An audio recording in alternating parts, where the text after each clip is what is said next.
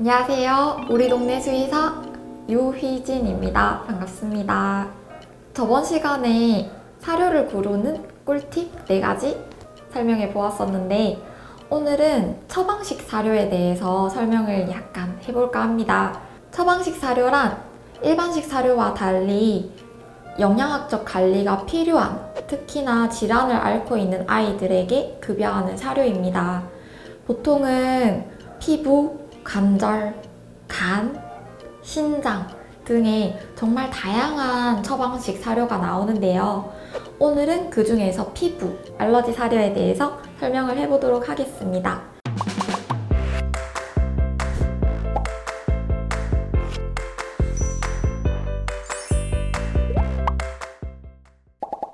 알러지 정말 병원에 많이 오는 질환 중에 하나예요. 우리 아이는 알러지 사료를 먹고 있어요.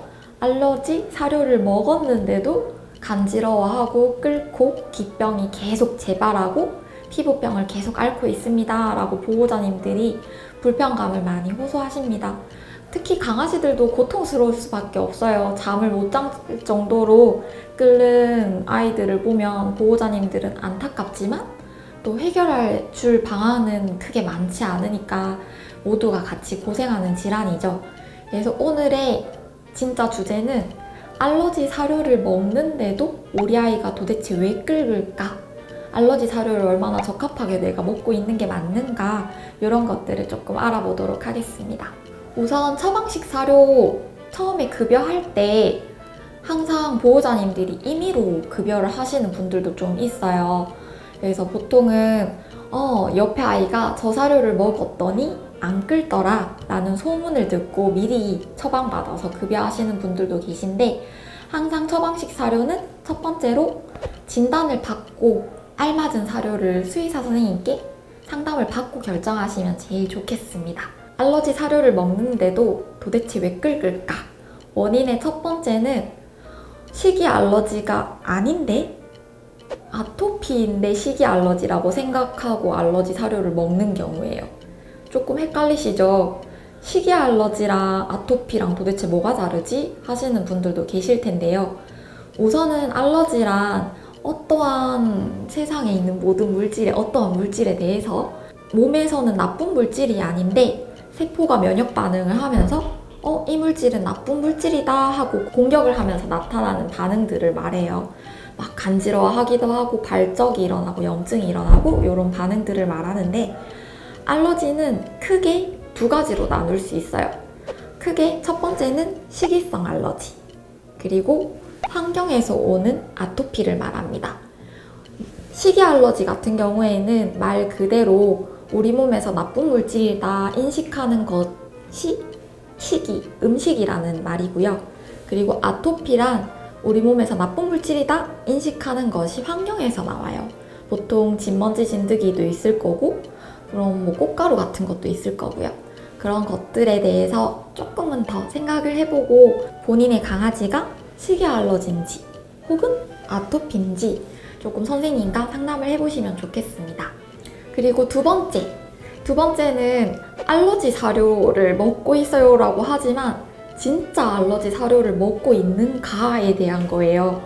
알러지 사료가 뭘까요? 보통은 보호자님들이 우리 아이는 곤충 사료를 먹어요? 혹은 병원에서 알러지 사료라고 했어요. 혹은 요거는 알러지가 적게 일어나는 사료라고 급여를 했습니다. 이렇게 많이들 말씀을 하시는데 보통은 첫 번째로 성분이 제한된 사료가 있습니다. 성분 중에서 알러지가 대부분 단백질에 대한 영양소에 대해서 알러지가 확률적으로 높게 일어나는데요. 그래서 단백질을 우리 아이가 이때까지 안 먹던 단백질로 구성된 사료를 선택하는 겁니다. 대표적으로 곤충 사료 요즘에 조금들 급여하고 계시고요. 그 다음에 사슴 사료, 칠면조 사료 이런 것들이 있어요. 하지만 우리 아이가 곤충에 알러지가 있을지 없을지 그거는 먹여봐야지 알 수 있거든요. 그래서 만약에 우리 아이가 사슴고기 알러지가 있는데 사슴 사료를 좋다고 해서 급여를 했다가는 알러지가 빵 터져서 올 수도 있는 거죠. 그래서 두 번째는 저알러지 사료. 사실 요거는 기능성 사료에 속하는데 저알러지라고 하는 긁기에 현혹되시면 안 됩니다. 그래서 항상 가수분해 알러지 사료라는 글귀를 보셔야 돼요. 가수분해는 아까 단백질에서 많이 일어난다고 말씀을 드렸는데, 단백질이 잘게 분해를 시켜서 단백질을, 그래서 몸에서 단백질인지 모르게, 몸에서 나쁜 물질인지 모르게 흡수를 시키는 과정을 거친 사료를 말합니다. 보통 분자 단위로 잘게 쪼개게 되는데 달톤이라는 말을 사용을 합니다. 그래서 이 사료가 몇 달톤으로 쪼개서 만들어진 사료인지 보호자님들이 사료를 구매하실 때 알고 계시면 조금 더 좋겠습니다.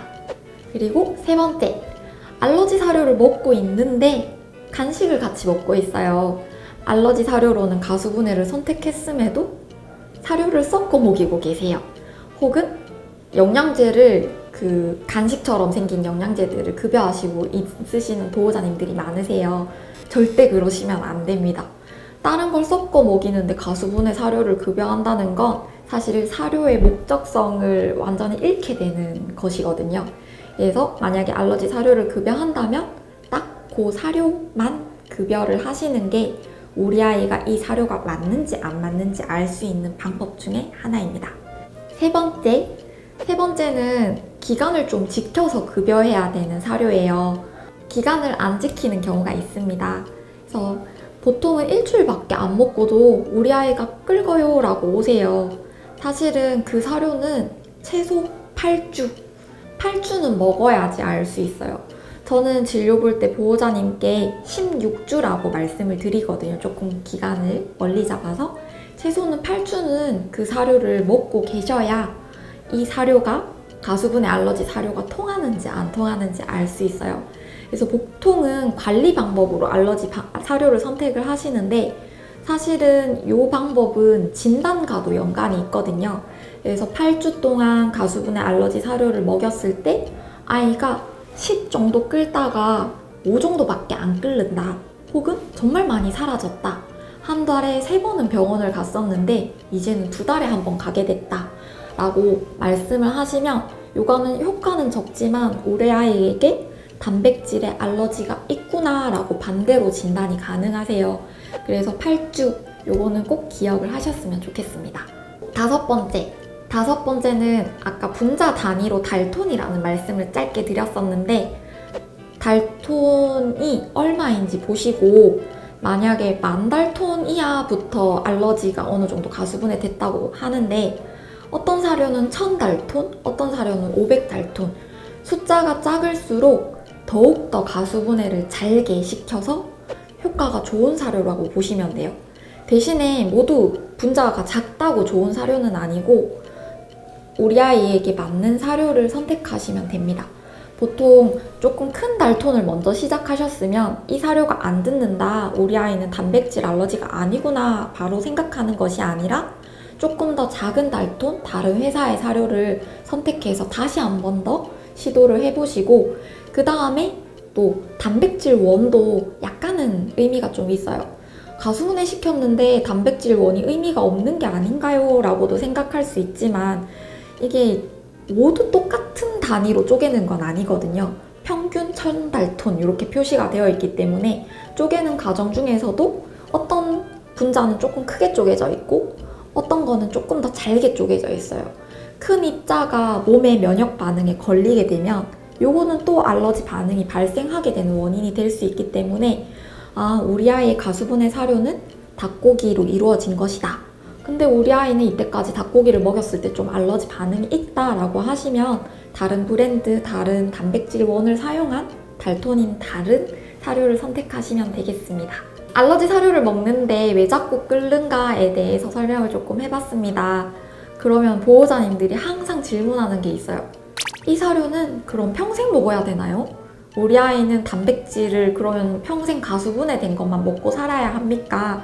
라고 많이 물어보시는데 정말로 이 사료를 먹고 효과가 있었다 하면은 사실은 평생 급여할 수밖에 없는 아이들이 많아요.